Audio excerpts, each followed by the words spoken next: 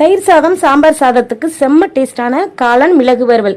காளானை இந்த மாதிரி மேல் தோலை வந்து உரிச்சிட்டு 1-2 கட் பண்ணி கழுவி எடுத்து வச்சுக்கோங்க. இது பண்ணுறதுக்காக கடாயில் 2 டேபிள் ஸ்பூன் எண்ணெய், இது கூட ஒரு கைப்பிடி நிறைய சின்ன வெங்காயம், அடுத்ததாக பார்த்தீங்கன்னா கருவேப்பிலை, காஞ்ச மிளகாய் சேர்த்துட்டு நல்லா பொன்னிறமாக வதக்கி விட்டுருங்க. இதுக்கு இடையில மசாலா வந்து ரெடி பண்ணிக்கலாம். 2 டீஸ்பூன் அளவுக்கு வந்து ஜீரகம், 1 டீஸ்பூன் அளவுக்கு வந்து சோம்பு, 2 டீஸ்பூன் அளவுக்கு வந்து மிளகு. மிளகு வந்து உங்கள் காரத்துக்கு ஏற்ற மாதிரி சேர்த்துக்குங்க. இதை கடாயில் போட்டு நல்லா ட்ரையாக வறுத்துட்டு இந்த மாதிரி நல்லா இடிகளில் வச்சு இடிச்சிங்கன்னா நல்ல வாசனையாக இருக்கும். வெங்காயம் நல்லா பொன்னிறமாக வதங்கிடுச்சுங்க. காளானை 1-2 கட் பண்ணிவிட்டு இதில் வந்து சேர்த்துக்கலாம். சேர்த்ததுக்கப்புறம் எண்ணெயிலே வச்சு நல்லா வதக்கி விடுங்க. இதில் கொஞ்சம் கூட தண்ணி சேர்த்துற வேண்டாம், தக்காளின்னு எதுவுமே சேர்க்க வேண்டாம்.